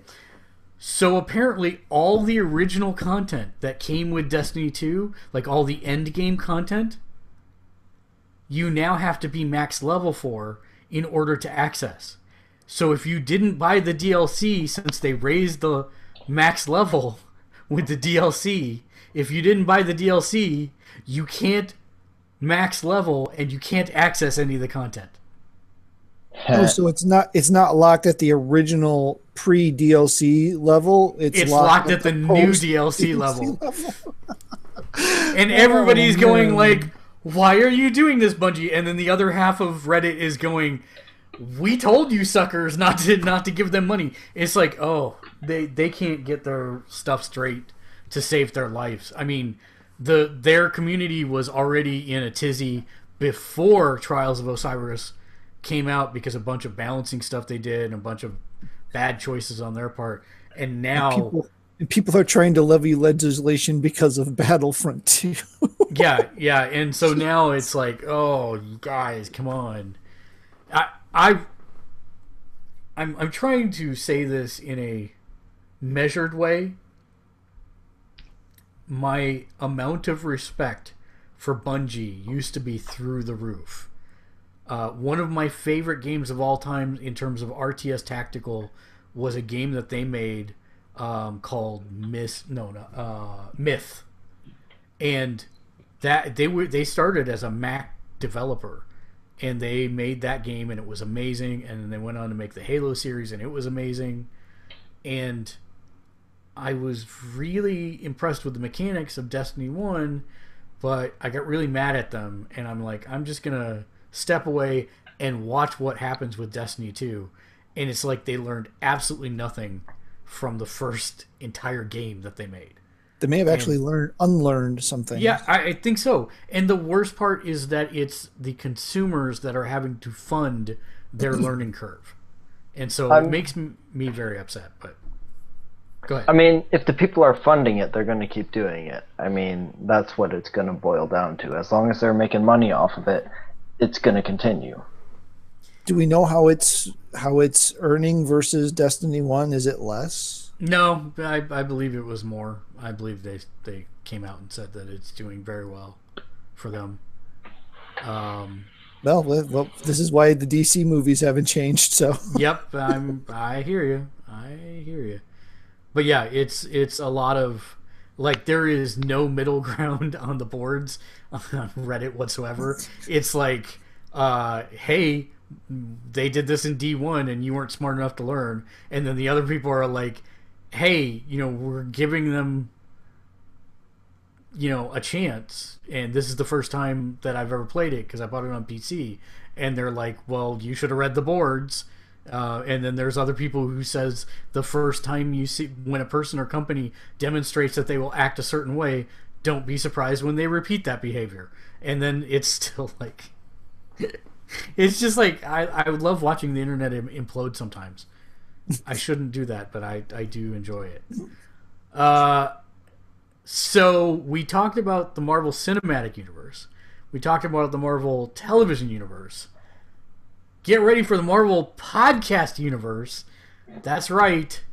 Wolverine is getting his own audio drama podcast coming in 2018.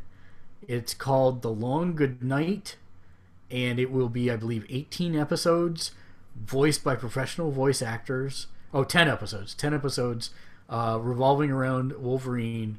It will premiere in the spring of 2018.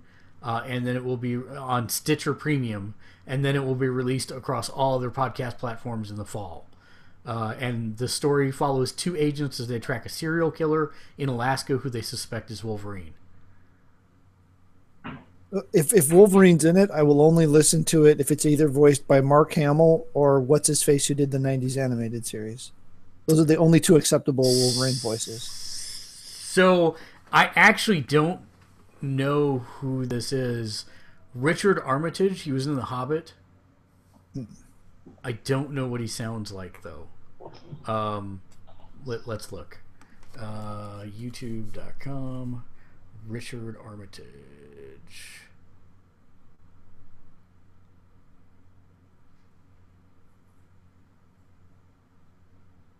Wow, YouTube is not liking me to try and pull up other things while I'm streaming, apparently.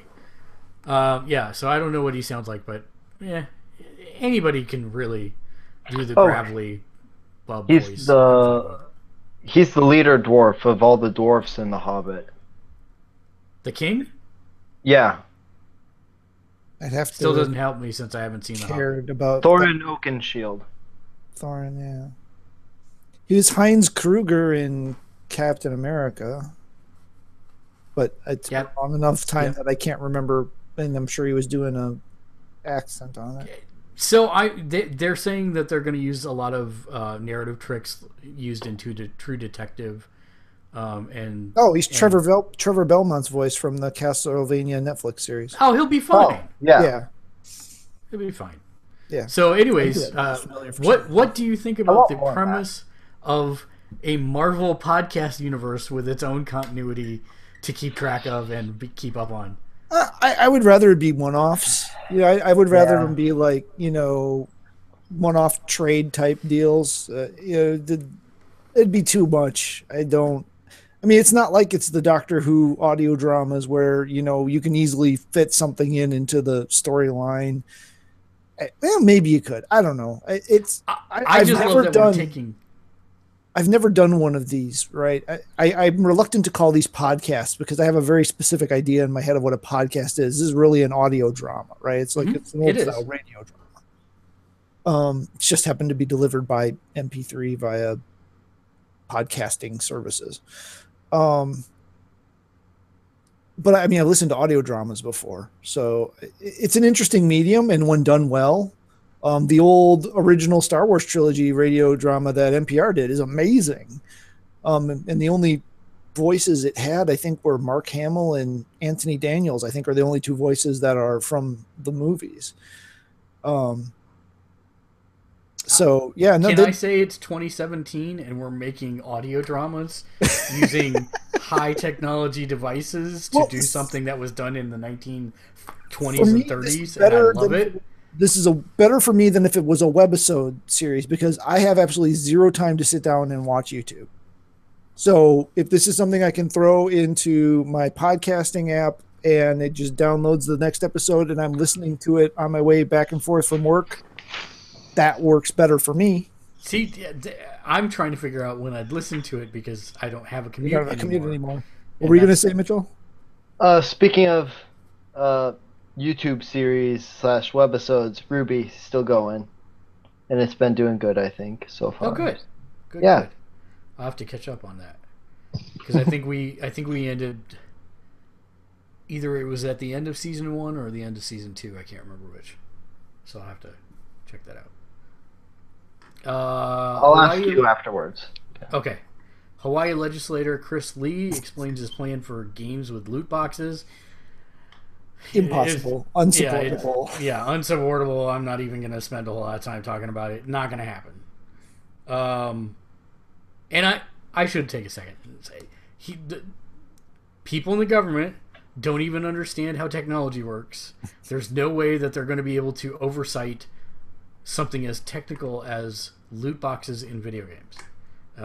Loot boxes are not gambling. This is one thing that Matt and I both agree upon. I believe that there are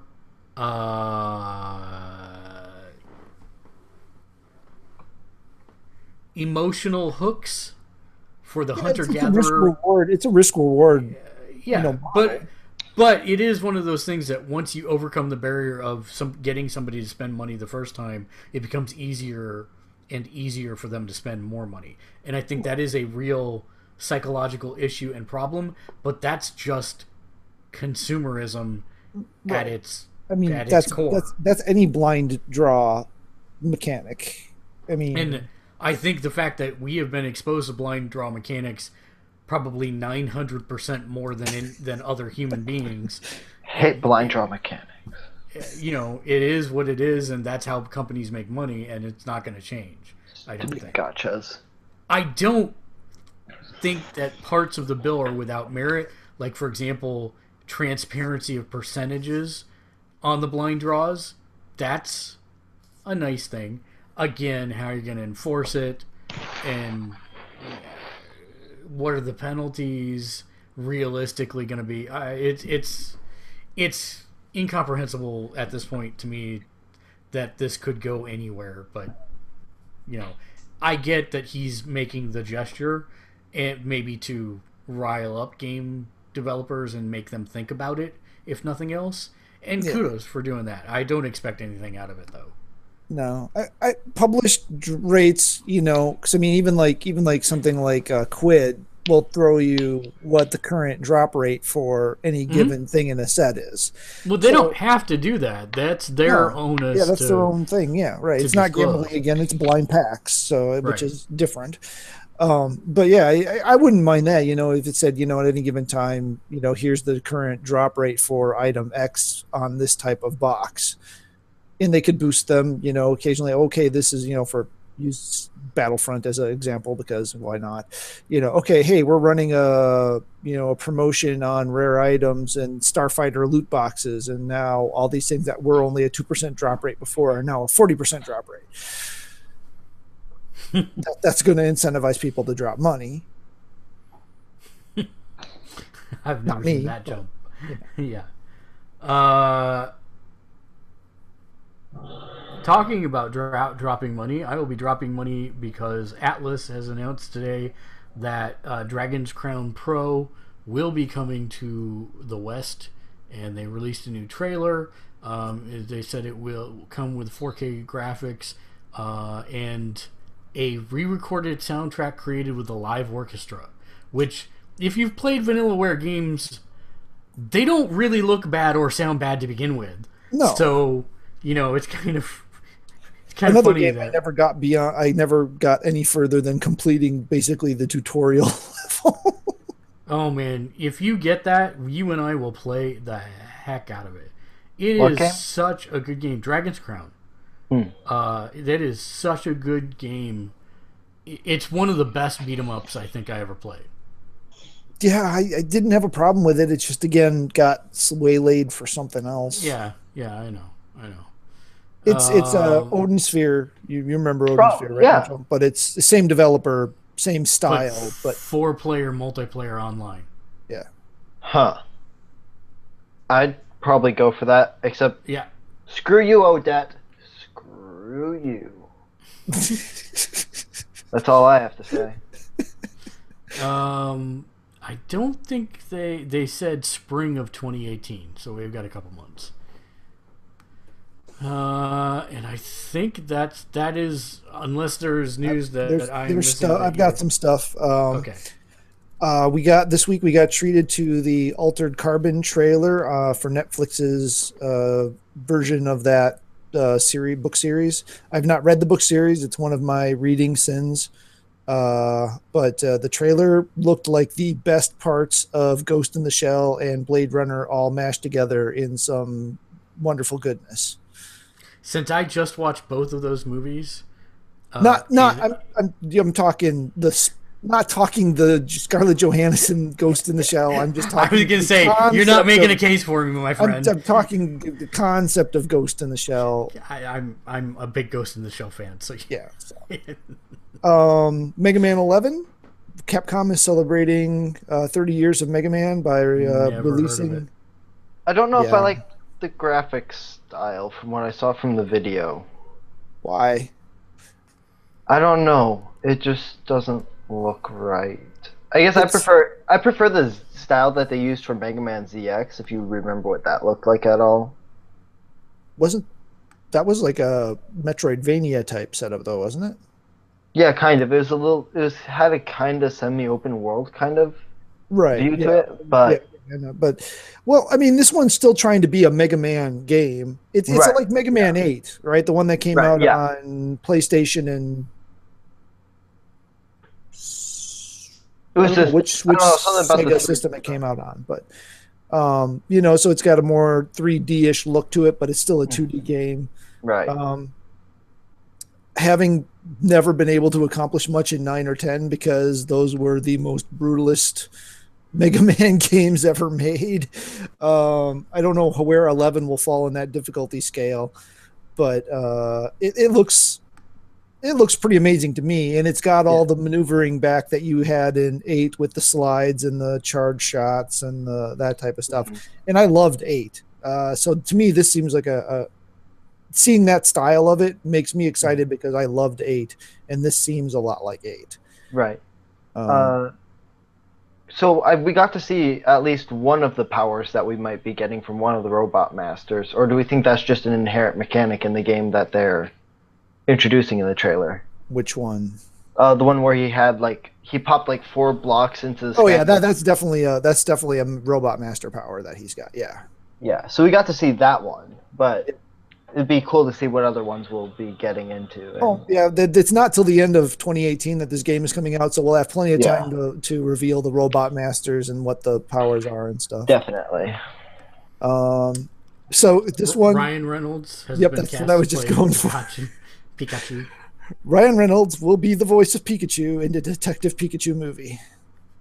God, I don't know how I feel about this. I feel he better have red spandex on at some point. That's all I gotta say. I feel he's gonna be sassy. That's all I gotta say. Well, I think isn't the Pikachu in Detective Pikachu the game? Isn't he kind of sassy? I mean, I know he talks, right? So that's how they're getting away with this, because he doesn't just, he actually physically speaks in the Detective Pikachu games. I didn't know there's a Detective Pikachu game. Yeah, all I know is they still need to cast Hugh Jackman. So we can finally have Hugh Jackman and Ryan Reynolds together. So they cast him as Raichu. In the greatest Marvel movie of all. There was a officially announced Tron Legacy Lego set. It's a light cycle from Tron Legacy. I would have preferred a light cycle from the original Tron, but you know, it's Legacy. All right, we'll deal. Let's see. Sony is discounting the PSVR to $200 for the holidays.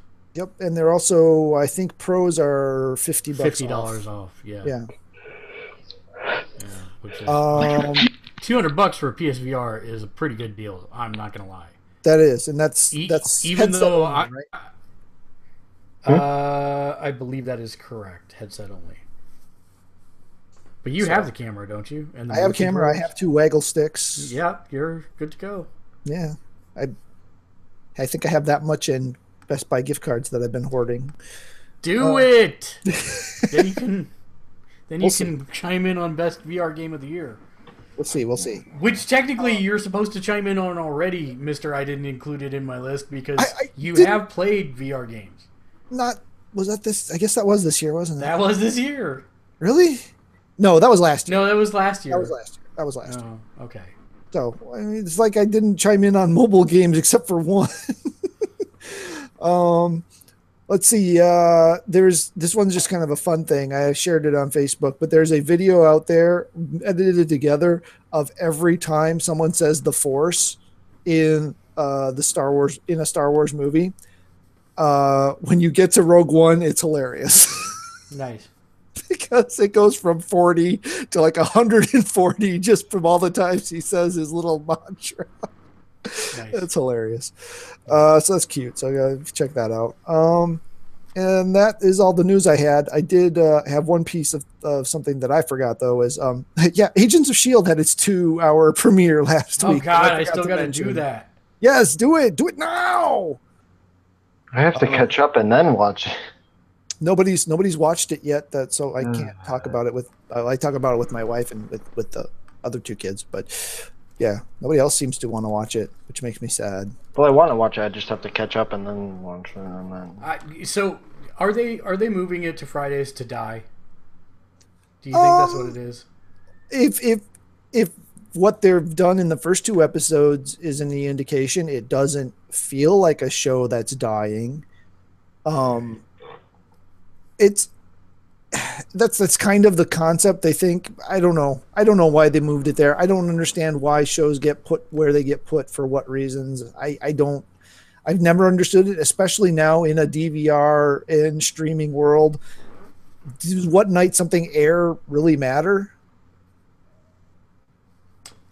I guess it matters. I think it still does matter to the masses. Yes, I think it still does.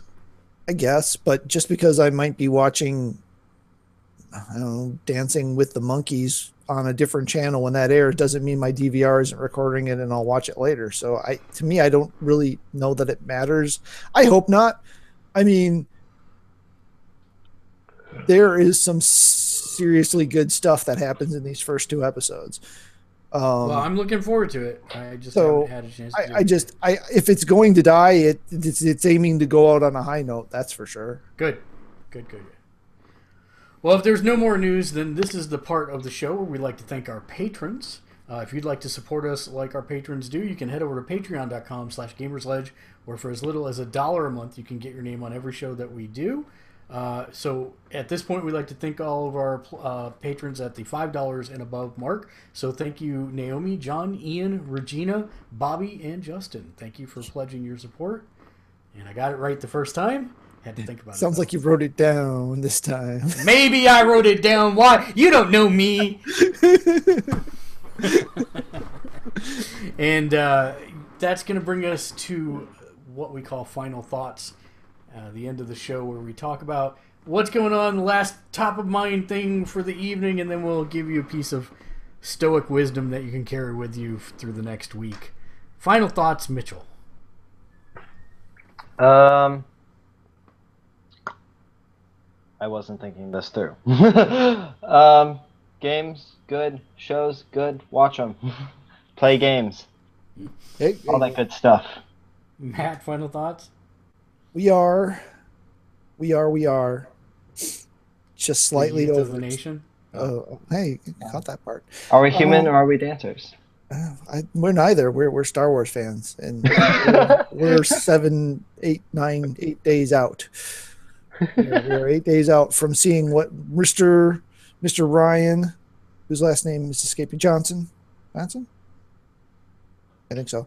Anyway, has in store for us with the latest in the Skywalker saga. The anticipation is running high amongst the fandom. I'm trying to keep an even head. I look at it this way. I've already had one Star Wars universe that I enjoyed immensely that got retconned. So even if I don't enjoy this one as much, okay, I've had one. But yeah, my prediction, the only prediction I'm willing to make right now is there have been scenes in the trailers that make it look like much like the Force Awakens is said to be, a parallel of A New Hope, that this will be a parallel of Empire. I think that is the director trolling us hard. I think you're right. I do not think this will be the literal one-for-one kind of recreation of Empire that a lot of people are assuming it will be. If it is, I will be very disappointed in an angry kind of way. I will say I think it will not be as good as it could have been if they do that. I have to see how they execute it to decide whether or not I like it or not. But yeah, I think it would be a disappointment if they do go that route. How did we not talk about Tarantino? Why was that not in my new news feed? Tarantino's signing on to direct the next Star Trek movie. Which I saw the best analysis of is this must take place in the Mirror universe. Well, yeah, it's going to be in the Kelvin timeline for sure. At least I recognize Tarantino. Did you say you don't know who Tarantino is? No, I said at least I recognize the name Tarantino. We're talking about Quentin Tarantino, right? Or is that Correct. the wrong name? Yeah, no, that is correct. Yay! And this is his purported last movie. Right, because he's supposed to be retiring, and for him to do, he's never done a franchise thing at all. But every one of his movies is about mimicking and adapting other people's styles and making it his own. I would be very interested to see what he could do with that. I would not be opposed to it at all. Yeah, I don't know. I don't know. It could be a very interesting thing. I wasn't super sold on Beyond. It was better than Into Darkness. I thought Beyond had a very Trek feel to it, whereas I don't think that the others. I think the first one had a bit of it. The second one was just trying too hard to copy. To me, the first one had the most Trek feel of it of the three. The third one's a little too action movie-y to have a true Trek feel to it for me. Mm-hmm. But it wasn't a bad movie. It just again, it's similar to kind of what was accused of the first Star Trek, where it was kind of Star Wars mapped in Star Trek skin. This one kind of had that same feel of generic sci-fi action movie wrapped in a Star Trek skin. Well, and whatever they do next, they need it to be a success, because Beyond did not do well at the box office. Right. And I still don't know that we have confirmation for sure that Discovery is in the Kelvin timeline, but I think it is, because everything at that time period looks like Kelvin technology rather than Federation technology. Plus, that is the company making it is not CBS. It's the other group. Paramount Studios. So it has to be Kelvin Timeline because they are not allowed to touch the canonical group. So yeah, that's interesting. That's not my final thought, by the way. I just realized that we. So please continue with your final thought. I'm sorry. I think I was done. Okay. My final thought is we are headed to the Dickens Fair this Saturday, and if you're not familiar with the Dickens Fair, Mitchell, you're familiar with the Christmas Carol? Yeah. Okay, so imagine basically 1.5 square miles of a Christmas Carol recreated in San Francisco. And so everyone is wearing Victorian garb. They all speak with a British accent, different Cockney slangs, some Welsh. It's all volunteer. No one gets paid to go there and do this stuff. And then there are lots of merchants, and you can have meat pies and pretend you're in Sweeney Todd if you want. Or if you don't want, then you can just enjoy eating some meat pies that are cooked the same way that it was cooked in the 1880s. And they have shows, and they have, like, the Queen wanders around, and all the characters from the Dickens Christmas Carol. So you'll see Scrooge and Marley and Death and all that good stuff. So it's kind of a weird, interesting. Last time we went, we ended up having tea with the Queen for reals, which is nice. It's amazing because that Queen is obviously not the Queen, but everyone treats her like the Queen, and she has her own detail of armed people with sabers and the puffy hats, beef eaters. She has her own beef eaters and that whole deal. It's pretty interesting stuff. Last year, though, they had a Harry Potter wand store, which kind of threw the whole thing off a little bit. Because I'm like, one of these things, not like the others. One of these things, not like the others. Yeah. So yeah, I'm excited about that. It only comes around once a year for about, I think, 5 weekends towards the end of the year. So I'm excited. We're going to go do that on Saturday. Matt, are you thinking about getting Divinity Original Sin 2 on PC so that you have access to GM mode and all the rest of that? Or are you just going to wait for the console port? I will most likely wait for the console port because I'm fairly certain my poor little laptop would not hold up. All right. Well, in that case, we'll end the show as we always do with a sage piece of wisdom to carry you through your week. Run while you still can. Hey, Matt. Yeah? What's at the bottom of the ocean and shivers? Me timbers? You're close. A nervous wreck. Oh.